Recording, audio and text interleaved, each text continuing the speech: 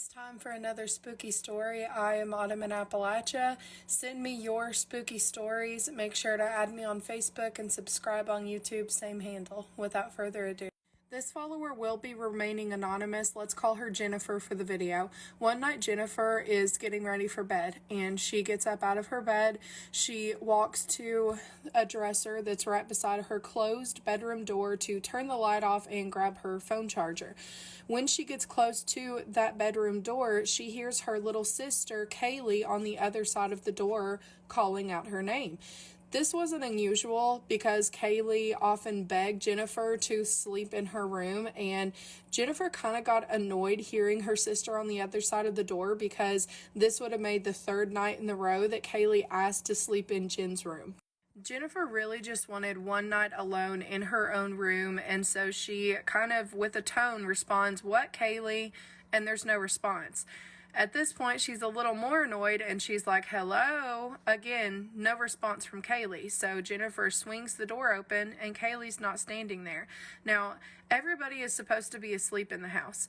Jennifer said that Kaylee's room is downstairs and that they lived in a very old house. There is no way Kaylee could have made a dash for it that quick down the stairs without Jennifer hearing the floorboards creaking.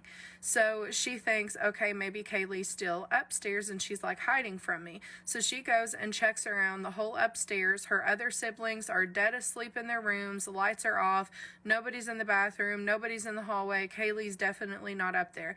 At this point, Jennifer's like, all right, that's weird. Like, I know I heard her voice. She was right outside the door.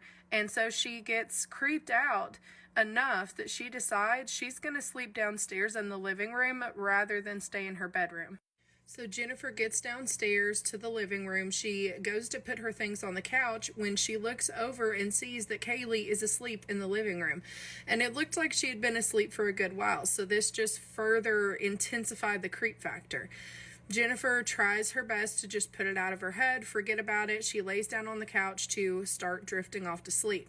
Now, she said that her mom's bedroom is attached to the living room, and her mom always goes to sleep with the door open.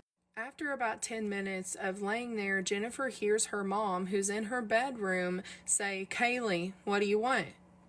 Kaylee." Jennifer's stomach sank when she heard her mom say this because Kaylee's asleep right next to her. So she screams at her mom and is like, "Kaylee's in here asleep." Jennifer's mom darts out of her room. All the color is drained from her face. They are both terrified. They are screaming. And after they are able to calm down enough, her mom explained what she saw. So her mom had been laying in her bed. All the lights are off. She's playing on her phone. She goes to plug her phone up on the charger, and when she does, she turns over and faces the opposite way. She always slept with a box fan, so she's like facing this box fan. That's when she sees Kaylee standing behind this box fan in the darkness, staring at her. And that's why she said, "Kaylee, what do you want?" There's no response, so she again says, "Kaylee." At that moment is when Jennifer had said, "Kaylee's in here with me asleep."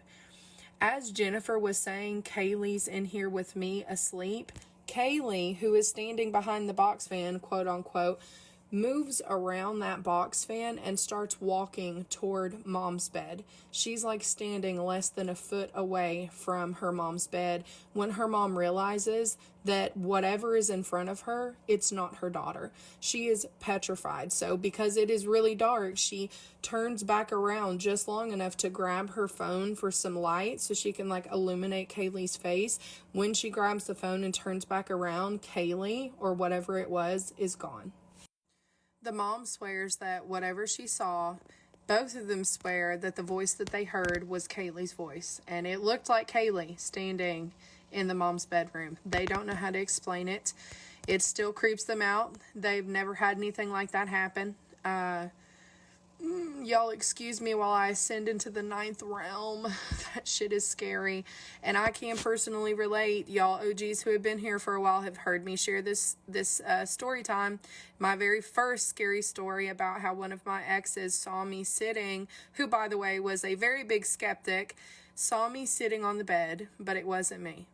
Whatever it was, same hairdo, same outfit that I was wearing that day, and my ex wasn't the only one that saw it. Both of my dogs saw it too. They were like physically reacting to seeing me, quote unquote, sit on the bed, like wagging their tails, walking up to like the edge of the bed, you know, to be pet. And yep. So Kaylee girl, I know how it feels to have a mimic or a doppelganger of yourself out there somewhere. Y'all let me know what you think in the comments, and stay tuned for some more spooky stories.